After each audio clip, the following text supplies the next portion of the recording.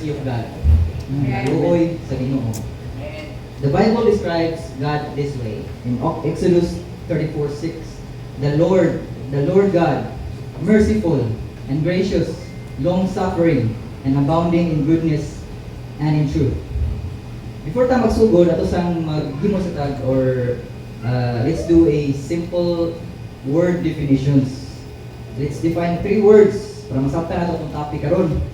Let's first start with justice. Usa din ang justice di ay. Justisya sa Bisaya translation, pero ang definition is that God giving us what we deserve. Ang paghatag sa Ginoo unsay deserving nato. Unsay deserving nato? Makasala man ta, unsay deserving nato? Kamatayon. We all deserve justice. Second word, mercy.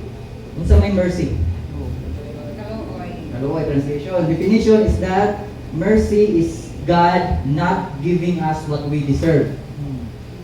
Ang Ginoo wala naghatag sa atong i-deserve. Mao nay kaluoy niya. Next word, the third word, grace. What is grace? Kaya mo si kadong, no? Ay, grasya. Ang say meaning ng grasya? Grace is receiving, or when God give us what we do not deserve. Tagaan ta sa Ginoo na dili nato deserve unta. Ang mercy, ang pagwala paghatag si Ginoo sa aton gi-deserve. Very basic example. Tatanan makasala man. Say makasala pa gyud ta. Say makapanglibak sa imong silingan. No? Say masina ta. Kay mas nindot or ming abunda ang ilang kondisyon sa kinabuhi. Ang mercy ana sa imong pagpanlibak ningani wala paputla sa Ginoo imong dila. Wala sunugag sa Ginoo ang imong balay. Mao nay mercy. Grace sa imong pagkamakasala, sa imong pagkalibakira, pagkamakakon, itagaan pagka another day sa Ginoo. Naay may pagkaon sa imong lamisa. Mao nay grasya.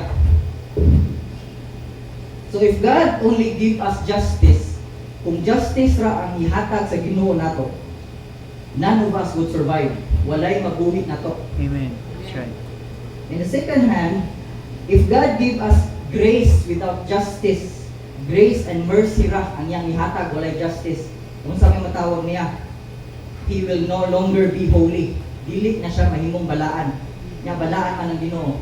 Imagine na, nasa court, na tao, nakapatay, nakapang-rape. Mukalit lang ingon ng judge, kaya naluoy man ang judge, buhi siya. Tagay siya gagawasan. Kung sa'yo matawag na to sa judge, corrupt. No. Wala niya ang justice.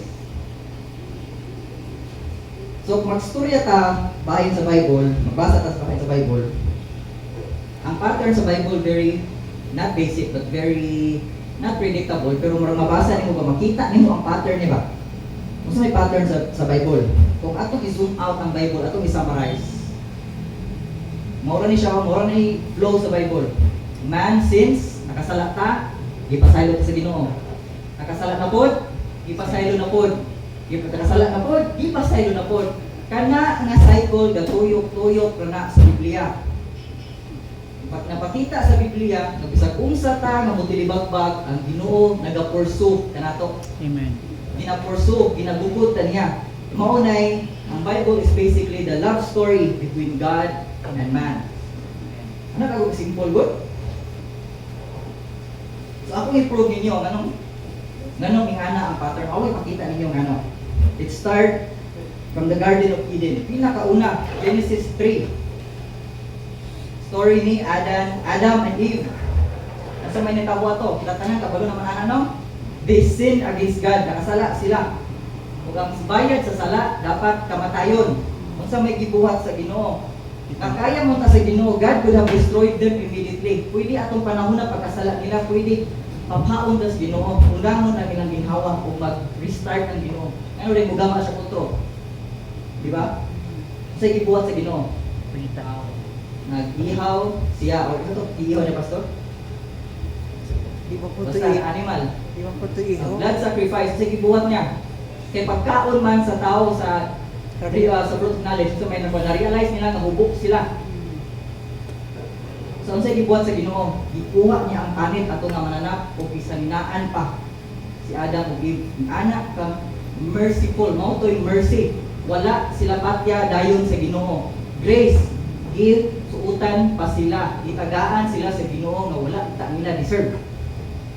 Next, the story of Cain and Abel. Wala mo na. Duha ka magigsuon, unsay gibuhat ni Cain? Nasina siya ni Abel, unsay gibuhat? Patay. He murdered his own brother. Sa pagkonfronta sa Ginoo niya, unsay gibuhat sa Ginoo? Wala siya patya sa Ginoo. Mercy. Kaluoy. In fact, unsay gibuhat sa Ginoo? God placed a mark on him. Imarkahan siya sa Ginoo nga walay tawo nga mapatay niya. Grace. Ang paghatag sa mark ato mao toy grace. Next story. Noah. All of us know already kung sa istorya na. Genesis 6:9. Ngano man to? Ano man ginunom sa Ginoo? Because the earth was filled with corruption. So before sa baha, sa may gibuhat 120 years nagama si Noah. Samtang gagama si Noah, kasigi siya o wali, kasigi rebuke sa mga tao na pagbago mo. 120 years kahulat ang Ginoo. Kamong mga amahan, makahulat ka mo sa imong anak, bisag pila lang ka oras, mong isulong magugas ng plato? Magugas sa puto na mo? Pero ang Ginoo, 120 years kahulat siya. Naunta ang mga tao magbago. Next story, Abraham. Sa may story ni Abraham, ano si Abraham, isa siya sa example sa immigrant. Sige na siya balhin o nasod, di ba alam? Sige siya balhin-balhin.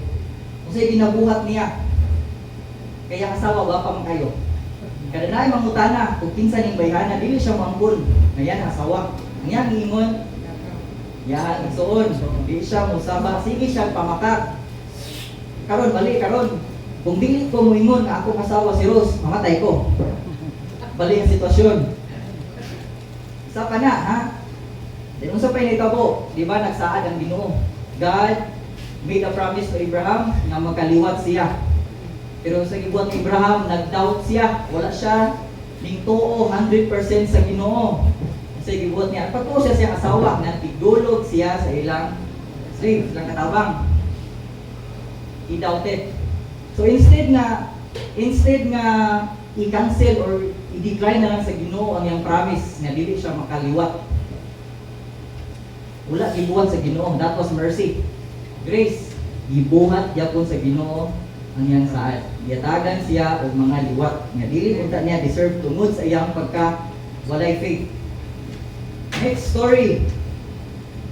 Moses sa time sa Egypt, katong na kuha na ni Moses, ning langyaw na ang mga Israelites gikan sa Egypt. Unsa may gibuhat sa mga taga-Israel? Sa ginabuhat nila samtang naa sila sa wilderness. Samtang gabaklay sila. Kasi yaw-yaw, kasi bagulbol, ginayaw-yawan, ginalibak nila si Moses. Ingon sila na may dito namin sa Egypt kay murag okay pa mong kinabuhi dito. Kasigi sila simba og Diyos og ribulto nila. Unsa may gibuhat sa Ginoo? Ipapatay sa tanan? Wala. Sa gibuhat sa Ginoo. Kada adlaw gina-providean sila sa Ginoo naay mana nga muulan. Mao toy grace, mercy, wala sila gi-wipe out diretso sa Ginoo. Story ni David. David committed adultery. Sa may nitabo ni David ay hari ni siya. Di ba, tulungan na. Wala siya ning apil sa gubat, aning panahuna na siya sa iyang palasyo. Kamuni-muni. Gilaay, nakakita siya, gastanbay siya, nakakita siya sa ubos na ay usa ka babae nga gwapa. Naibog siya, nakigulog siya, nakapaburo siya. Unya kay naman ay bana. Sa may gibuhat ni David, sa bana to. Yang gi-set up, yang gisugo ang commander atong sa mga sundalo na once na ay gubat, ibutang sa frontline ang iyang bana o biyae o dito namatay iyang bana. David committed a grave sin, adultery o murder. Instead nga patyon siya sa Ginoo, pa siya patya sa gibuhat sa Ginoo, nagpadala sa prophet Aaron si David mo repent, mo hinulsol aron mobalik ang relationship gikan sa Ginoo ug si David o ni David na buak nila relasyon kaya nakasala man sila. Next story. Jonah, the big fish, hinumdum na. Asa man si Jonah gisugo sa Ginoo nga wadto. Nineveh, usapay pag-pronounce sa Bisaya.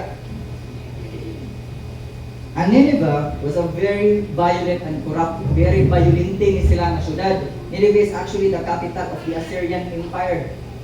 Unsa sila ka brutal, kada nasod nga ilang ma-pilde or malusod nila, ilahan ang ginaihaw, ginapatay ang mga bana, ang mga asawa ginarape, ang mga anak ginakuha nila, gihimo nilang slave. And katong mga bana nila nga nakasurvive unsay ginabuhat, ginapanitan sila hangtod mamatay sila dahil ginaputol ang ulo, itusok sa kahoy then i-displace mga tagbalay nila. Ingana kabrutal ang Nineveh. So unsay gibuhat sa Ginoo? Gisugod niya si Jonah na magbag-o. Itagaag warning ang Nineveh. Instead nga i-wipe out niya, wala. Kaya nga naman ang mga tao dito ning repent. I-cancel sa Ginoo ang yang saad nga ulpugon ang tibuok nasod. Mercy. Grace, ipasaylo sila sa Ginoo. And then ang mercy, the time nga ning fully revealed yun ang mercy. Katong mga storya kong Panginoon, mga glimpse na to, mga trailer na to sa kaluoy sa Ginoo. Ang full revelation sa mercy sa Ginoo is the time of Jesus. Jesus himself is mercy in human form and God. He showed mercy tong woman nga nadakpan sa pagpangabit. Sige buhat nila. Sige buhat niya. Sige sa babae. Go and sin no more. Yang gipasaylo sa pagkahugaw sa babae, yang gipasaylo. Naki-ipon siya o tipon siya sa mga tax collector. One example is Zacchaeus, a tax collector. Wala niya, ang uban mong good kayo basta makakuyog o makakita mo niya ng mga tao na ang tax collector mong ito na time is very hated. Hate sila sa mga tao.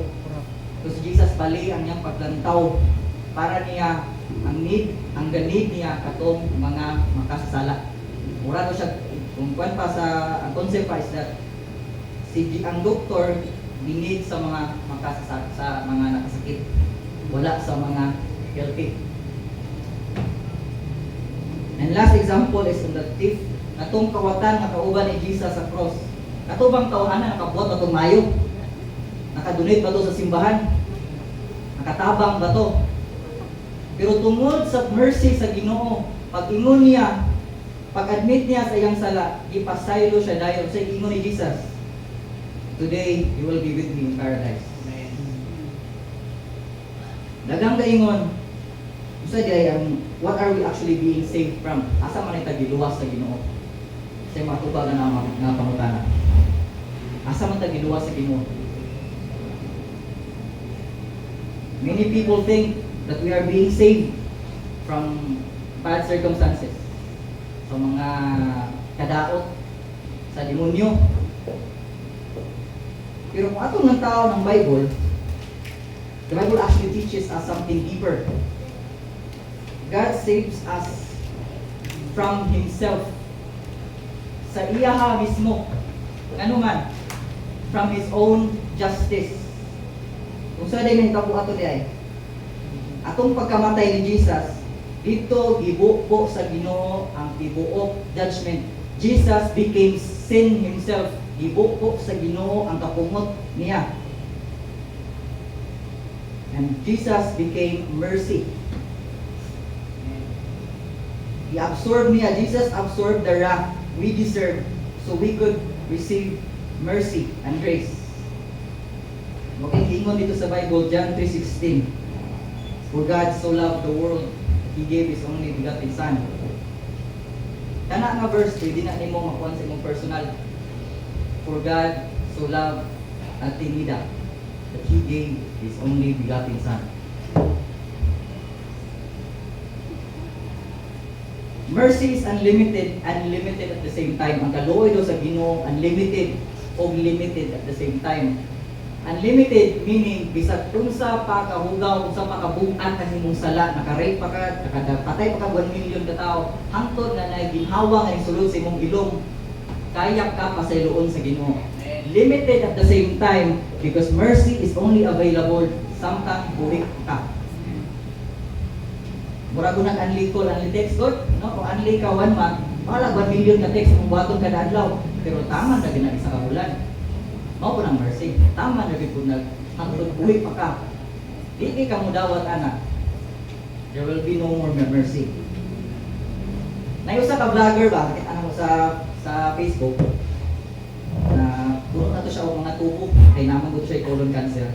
Yang tinaay gikuha na, yang kidney kuha na sige na puno tubo. Ngay nag-comment sa mga video niya nga ang iyang content ko kasi sige lang pamalikas, sige lang pang daw to tawo. O daghan sa viewers, daghan sa subscribers. Pero mao ni content niya. Ngay nag-comment nga ang imong oras limited na lang. Apit na jud ka.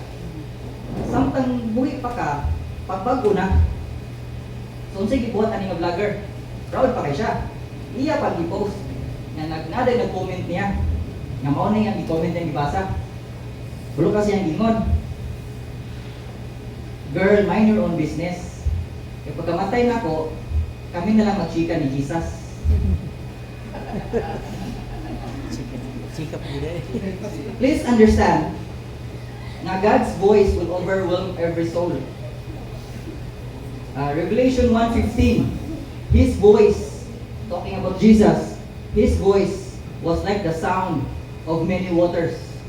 Kadungog mo waterfalls, i-combine 1 million ka waterfalls na magstorya nimo panahon anang judgment day. Makatingog pa ka.